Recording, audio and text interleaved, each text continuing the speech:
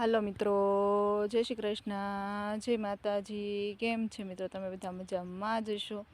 અને આપણી તો તમને ખબર જ છે, હમણાં થોડુંક આપણને અહીંયા રોજડે વગાડી દીધું છે, એટલે તબિયત બરાબર નથી, પણ તોય આજે આટો મારવા વાળીએ આવ્યા। કીધું 7-8 દિવસ તો આવ્યા નહોતા, તો કીધું હાલો આજે આટો મારી આવી, મોલાદ પાણી કેવાક છે।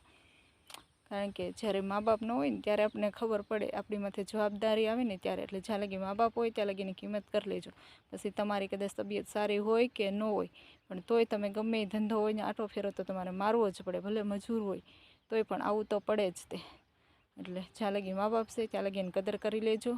બાકી મા બાપ નહીં હોય ને ત્યારે તમને ખબર પડશે કે મા બાપ હતા ત્યારે કેટલી એને ઓલું હતું એમ। જ્યારે આપણી માથે જવાબદારી આવે ને ત્યારે આપણને ખબર પડે। તો આવી જ કંઈક મસ્ત આપણી મગફળી થઈ ગઈ છે।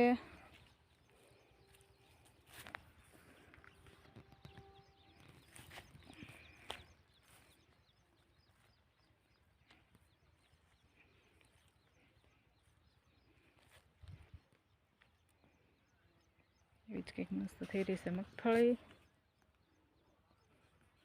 ને આવું જ કંઈક મસ્ત છે વાડીનો નજારો।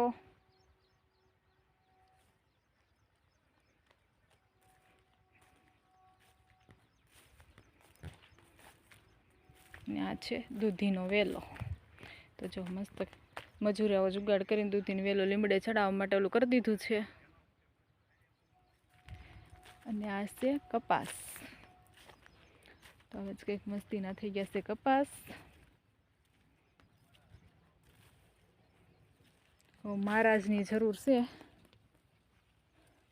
પણ મહારાજ આવતા નથી। હવે જો વાલો વરસી જાય તો ખેડૂતોને સારું થઈ જાય। તો જ કંઈક મસ્ત છે કપાસ।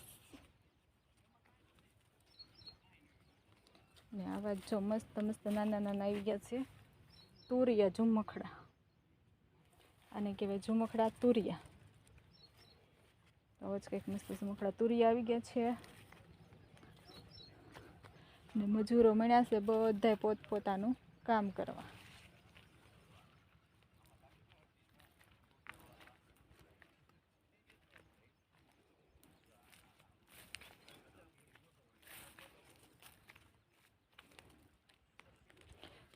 તો એ બધા મિત્રો પ્રાર્થના કરો મહારાજ થોડાક વહેલા આવી જાય એટલે ખેડૂતોની જન્માષ્ટમી થોડીક સારી જાય। નકર બાકી ખેડૂતોને તો આ જન્માષ્ટમી ખેતરમાં જ કાઢવાની છે, કારણ કે પાણીની તાણ પડી ગઈ છે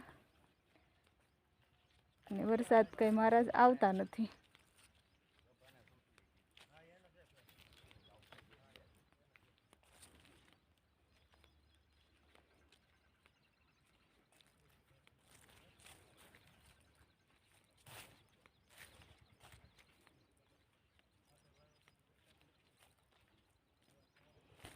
તો એ મહારાજ થોડીક મહેરબાની કરે તો ખેડૂતોને કંઈક વરસ સારું જાય તો ખર્ચા કર્યા વસૂલ થાય। નકર તો જો મહારાજ નહીં આવે તો એટલા બધા મગફળીના ઉતારા કંઈ આવે નહીં।